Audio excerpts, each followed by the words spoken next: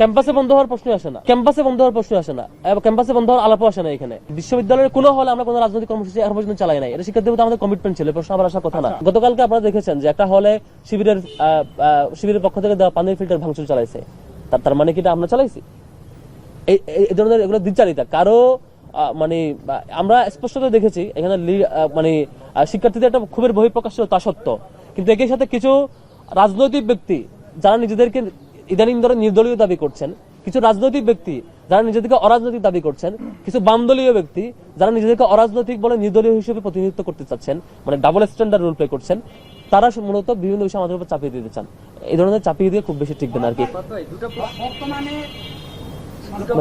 হ্যাঁ, প্রথমত হচ্ছে আপনারা বলছেন যে সকল স্টক হোল্ডার বা সংগঠনগুলোর সাথে প্রশাসনের বসা উচিত ছিল 1 বছর আগে।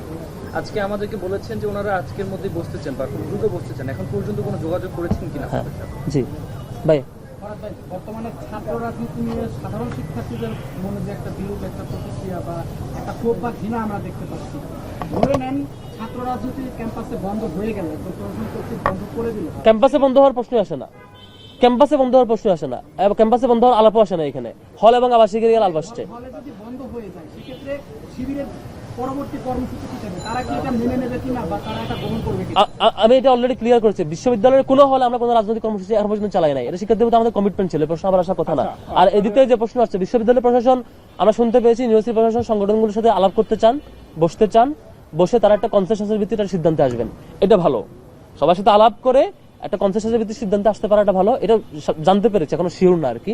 তো এটা আমরা আগেও বলেছিলাম, সবগুলো সংগঠনের সাথে আলাপ করে একটা ফরম্যাটে আসা, তাহলে পলিটিক্যাল প্র্যাকটিস গুলো সুন্দর একটা গোছানো ফরম্যাটের মধ্যে দিয়ে থাকে। স্বীকার করেছিলেন হলগুলোতে আপনাদের ছোট ছোট টিম আছে। ইয়েস, এই টিমটা আসলে কোন ফরম্যাটে কাজ করেছে, কিভাবে কাজ করছে, এইটা ভবিষ্যতে কিভাবে কাজ করবে, বিশ্ববিদ্যালয়ের শিক্ষার্থীরা এটা নিয়ে সবচেয়ে বেশি অভিযোগ জানায়।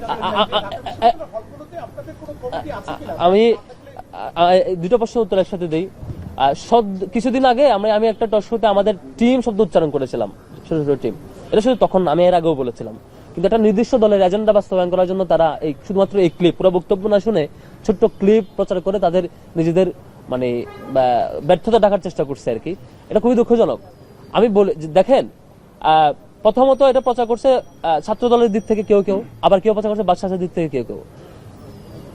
বেশ কিছু সংগঠনকে আমরা দেখেছি তারা ব্যক্তির রাজনীতি করে, ব্যক্তির পিছনে পিছনে দৌড়ায়। একটা সংগঠনের 5 জনের মানে 5টা গ্রুপ, 10 জনের 10টা গ্রুপ, ওই ব্যক্তি উদ্যোগে সবকিছু করে।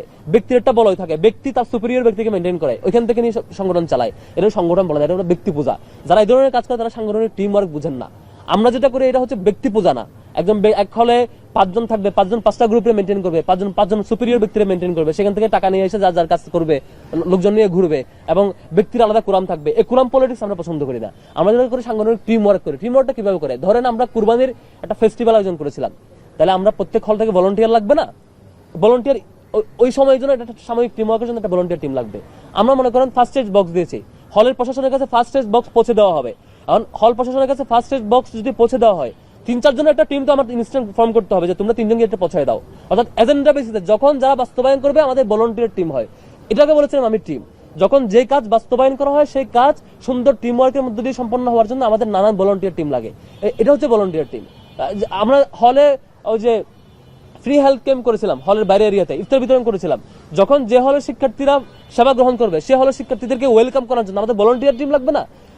এই জন্য আমাদের জনশক্তিদের মধ্যে, ম্যান পাওয়ারদের মধ্যে যাদের পরীক্ষা থাকে না, যারা তখন ফ্রি থাকে, ক্লাসের ব্যস্ততা থাকে না, হলে থাকে, বাড়িতে থাকে না, তাদের নিয়ে ইনস্ট্যান্ট একটা ভলান্টিয়ার টিম ফর্ম করা হয়। তোমরা আজকের কাজটা বাস্তবায়ন করবা, কাজ শেষে এই টিমটা আবার ভ্যানিশ। মানে এটা হচ্ছে ভলান্টিয়ার টিম।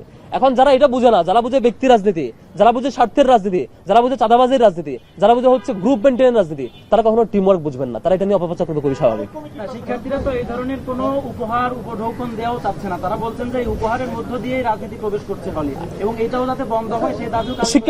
শিক্ষার্থীরা যদি না চায়, কোন হলে শিক্ষার্থী, আমরা এটা বিপরীত মত দেখেছি। কোন হলে শিক্ষার্থীরা বলছে যে আমরা কোনো ধরনের রাজনীতি চাই না হলে, কিন্তু সেবামূলক কর্মসূচি আমরা চাই। কোন হলে কেউ বলছে আমরা এটাও চাই না।